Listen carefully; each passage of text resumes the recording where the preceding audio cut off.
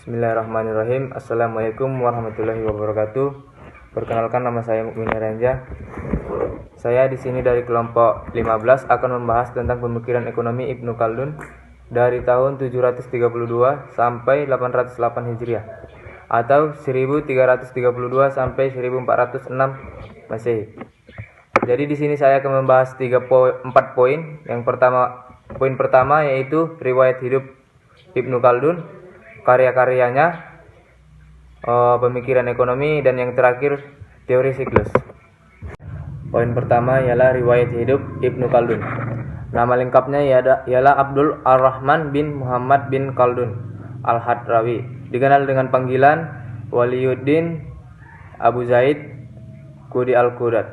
Ia lahir pada tahun 732 Hijriah di Tunis. Ia bermazhab Maliki, muhadis al-hafiz, pakar usul fikih, sejarawan, pelancong, penulis, dan sastrawan. Saat kecil ia biasa dipanggil dengan nama Abdurrahman, sedangkan Ibnu Zaid adalah panggilan keluarganya. Ia bergelar Waliyuddin dan nama populernya adalah Ibnu Khaldun. Gelar Waliyuddin adalah gelar yang diberikan seseorang sewaktu Ibnu Khaldun memangku jabatan hakim di Mesir. Sebutan al-alama di depan namanya menunjukkan bahwa pemakai gelar tersebut merupakan orang yang mempunyai gelar kesarjanaan tertinggi, sebagaimana gelar-gelar yang lain seperti Rais, Al-Hazib, dan lain-lain. Nenek moyangnya berasal dari Hadramaut yang kemudian berimigrasi ke Sevilla atau Spanyol pada abad ke-8 setelah Menanjung itu dikuasai oleh Muslim. Keluarga yang dikenal pro Umayyah ini selama berabad-abad menduduki posisi tertinggi dalam politik Spanyol, sampai akhirnya hijrah ke Maroko beberapa tahun sebelum Sevilla jatuh ke tangan Kristen pada tahun 1248 Masehi. Poin kedua, karya-karya Ibnu Khaldun. Karyanya dapat digolongkan ke karya monumental. Banyak sekali menulis buku-buku yang diantaranya Sorab al-Burdah, sejumlah ringkasan atas buku-buku karya Ibnu Rashid, catatan buku atas mantik, ringkasan kitab al-Mahsul, karya usul fikih, sebuah buku lain tentang matematika, dan ada juga tentang usul fikih dan buku sejarah yang sangat dikenal luas. Buku sejarah tersebut berjudul Al-Ibar wa Diwan Al-Mubtada dan lain-lain. Ibnu Khaldun melalui buku-buku ini benar-benar menunjukkan penguasa. Bismillahirrahmanirrahim. Assalamualaikum warahmatullahi wabarakatuh. Perkenalkan, nama saya Mukmin Ranja.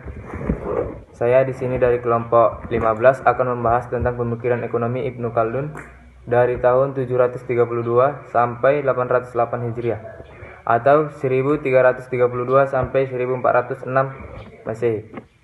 Jadi di sini saya akan membahas 4 poin. Poin pertama yaitu riwayat hidup Ibnu Khaldun, karya-karyanya, pemikiran ekonomi, dan yang terakhir teori siklus. Poin pertama ialah riwayat hidup Ibnu Khaldun. Nama lengkapnya ialah Abdul Ar-Rahman bin Muhammad bin Khaldun Al-Hadrawi, dikenal dengan panggilan Waliyuddin Abu Zaid Qudi Al-Qudat. Ia lahir pada tahun 732 Hijriah di Tunis. Ia bermazhab Maliki, muhadis al-hafiz, pakar usul fikih, sejarawan, pelancong, penulis, dan sastrawan. Saat kecil ia biasa dipanggil dengan nama Abdurrahman, sedangkan Ibnu Zaid adalah panggilan keluarganya. Ia bergelar Waliyuddin dan nama populernya adalah Ibnu Khaldun. Gelar Waliyuddin adalah gelar yang diberikan seseorang sewaktu Ibnu Khaldun memangku jabatan hakim di Mesir. Sebutan al-alama di depan namanya menunjukkan bahwa pemakai gelar tersebut merupakan orang yang mempunyai gelar kesarjanaan tertinggi, sebagaimana gelar-gelar yang lain seperti Rais, Al-Hazib, dan lain-lain. Nenek moyangnya berasal dari Hadramaut yang kemudian berimigrasi ke Sevilla atau Spanyol pada abad ke-8 setelah Menanjung itu dikuasai oleh Muslim. Keluarga yang dikenal pro Umayyah ini selama berabad-abad menduduki posisi tertinggi di dalam politik Spanyol sampai akhirnya hijrah ke Maroko beberapa tahun sebelum Sevilla jatuh ke tangan Kristen pada tahun 1248 Masehi. Poin kedua, karya-karya Ibnu Khaldun. Karyanya dapat digolongkan ke karya monumental. Banyak sekali menulis buku-buku yang diantaranya Sorab al-Burdah, sejumlah ringkasan atas buku-buku karya Ibnu Rashid, catatan buku atas mantik, ringkasan kitab Al-Mahsul, karya usul fikih, sebuah buku lain tentang matematika, dan ada juga tentang usul fikih dan buku sejarah yang sangat dikenal luas. Buku sejarah tersebut berjudul Al-Ibar wa Diwan Al-Mubtada dan lain-lain. Ibnu Khaldun melalui buku-buku ini benar-benar menunjukkan penguasa. Bismillahirrahmanirrahim. Assalamualaikum warahmatullahi wabarakatuh. Perkenalkan, nama saya Mukmin Renja. Saya di sini dari kelompok 15 akan membahas tentang pemikiran ekonomi Ibnu Khaldun dari tahun 732 sampai 808 Hijriah atau 1332 sampai 1406 Masehi. Jadi di sini saya akan membahas 4 poin. Poin pertama yaitu riwayat hidup Ibnu Khaldun, karya-karyanya, pemikiran ekonomi, dan yang terakhir teori siklus. Poin pertama ialah riwayat hidup Ibnu Khaldun. Nama lengkapnya ialah Abdul Ar-Rahman bin Muhammad bin Khaldun Al-Hadrawi, dikenal dengan panggilan Waliyuddin Abu Zaid Qudi Al-Qudat. Ia lahir pada tahun 732 Hijriah di Tunis. Ia bermazhab Maliki, muhadis al-hafiz, pakar usul fikih, sejarawan, pelancong, penulis, dan sastrawan. Saat kecil ia biasa dipanggil dengan nama Abdurrahman, sedangkan Ibnu Zaid adalah panggilan keluarganya. Ia bergelar Waliyuddin dan nama populernya adalah Ibnu Khaldun. Gelar Waliyuddin adalah gelar yang diberikan seseorang sewaktu Ibnu Khaldun memangku jabatan hakim di Mesir. Sebutan al-alama di depan namanya menunjukkan bahwa pemakai gelar tersebut merupakan orang yang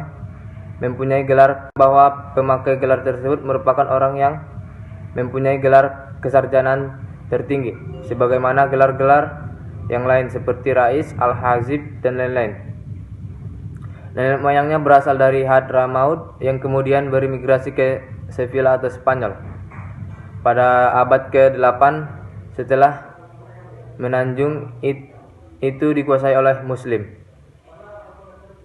Keluarga yang dikenal pro Umayyah ini selama berabad-abad menduduki posisi tertinggi di dalam politik Spanyol sampai akhirnya hijrah ke Maroko beberapa tahun sebelum Sevilla jatuh ke tangan Kristen pada tahun 1248 Masehi.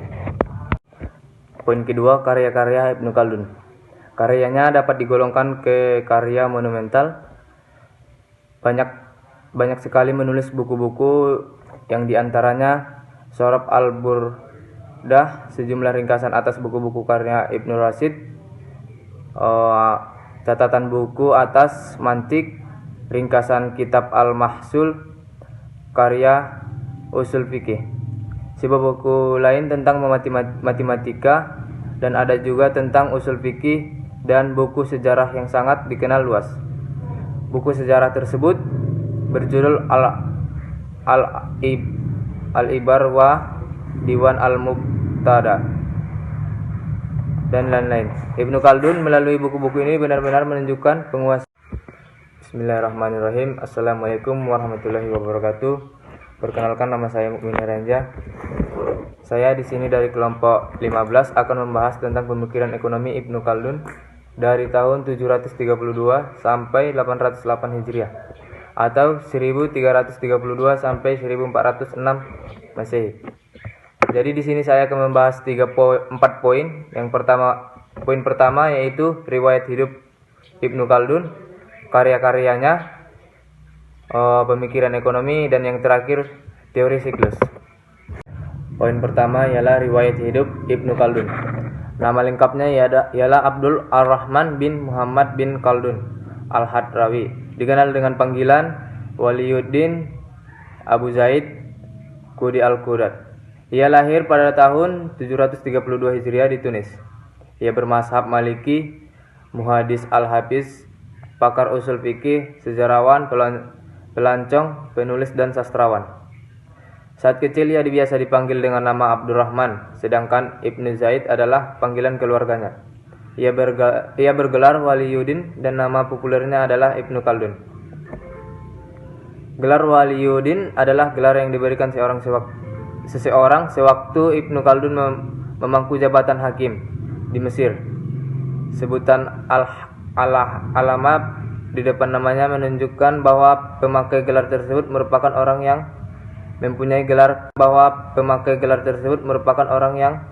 mempunyai gelar kesarjanaan tertinggi, sebagaimana gelar-gelar yang lain seperti Rais, Al-Hazib, dan lain-lain. Nenek moyangnya berasal dari Hadramaut yang kemudian berimigrasi ke Sevilla atau Spanyol pada abad ke-8 setelah Menanjung itu dikuasai oleh Muslim. Keluarga yang dikenal pro Umayyah ini selama berabad-abad menduduki posisi tertinggi dalam politik Spanyol, sampai akhirnya hijrah ke Maroko beberapa tahun sebelum Sevilla jatuh ke tangan Kristen pada tahun 1248 Masehi. Poin kedua, karya-karya Ibnu Khaldun. Karyanya dapat digolongkan ke karya monumental. Banyak sekali menulis buku-buku yang diantaranya Sorab Al-Burdah, sejumlah ringkasan atas buku-buku karya Ibnu Rashid, catatan buku atas mantik, ringkasan kitab Al-Mahsul, karya usul fikih, sebuah buku lain tentang matematika, dan ada juga tentang usul fikih dan buku sejarah yang sangat dikenal luas. Buku sejarah tersebut berjudul Al-Ibar wa Diwan Al-Mubtada dan lain-lain. Ibnu Khaldun melalui buku-buku ini benar-benar menunjukkan penguasaan